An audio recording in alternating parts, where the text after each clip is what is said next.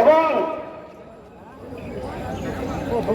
যেসব সনাতনী জাগরণী মানুষ এখানে উপস্থিত হয়েছেন, অল ইন্ডিয়া মতুয়া মহাসংঘের পক্ষ থেকে প্রত্যেককেই আন্তরিক অভিনন্দন ও শ্রদ্ধা জানিয়ে আমি মাত্র দু একটি কথা বলব। পূর্ব বাংলায় জন্মগ্রহণ করেছিলেন হরিচাঁদ ঠাকুর। হরিচাঁদ ঠাকুর জন্মগ্রহণ করে কিন্তু একটা বাণী দিয়েছিলেন, জাতি মান, জাতি প্রাণ, জাতি মোর ভগবান, জাতি ছাড়া অন্য চিন্তা নাই। এই হিন্দু জাতি জাগরণে যখন নবাবের আন্দোলনে পূর্ব বাংলায় ধর্মচ্যুত হচ্ছিলেন, তখন হরিচাঁদ ঠাকুর হাতে তুলে দিয়েছিলেন লাল নিশার বিদ্রোহের জন্য, ধর্ম রক্ষা করার জন্য।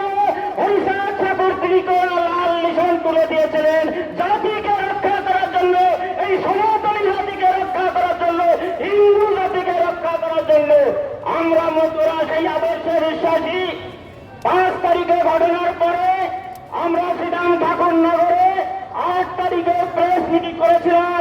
প্রেস মিট করে সমস্ত ভারতবর্ষে আমাদের সংগঠনকে জানিয়ে দিয়েছিলাম, এই হিন্দু রক্ষার জন্য, এই সনাতন ধর্ম রক্ষার জন্য বন্ধুরা অগ্রগতি ভূমিকা নিতে হবে।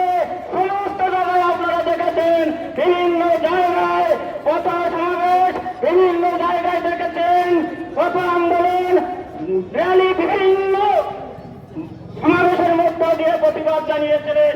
বর্তমান প্রেক্ষাপটে জানিয়ে তিলোত্তম হত্যাকাণ্ডের প্রতিবাদ এবং বাংলাদেশে হিন্দু অর্থাৎ প্রতিবাদে আজকে আমরা এখানে সমাবেত হয়েছি।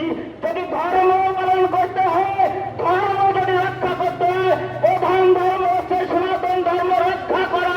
এই সনাতন ধর্ম যদি রক্ষা না করতে পারলেন, আপনার কোন প্রতিষ্ঠানে কোন হিন্দু ধর্ম রক্ষা করার কোন অর্থ নেই আমার মনে হয়। তাই আজকে সবাইকে বলবো, মতুয়ারা সনাতনের বাইরে নয়।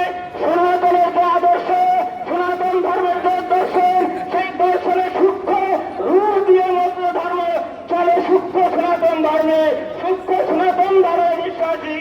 যাই হোক, আমরা সর্বপ্রকার সাংগঠনিক ভাবে সর্বপ্রকার সহযোগিতা করে এই সনাতন ধর্মে রক্ষা করার জন্য আমরা ঐক্যবদ্ধ।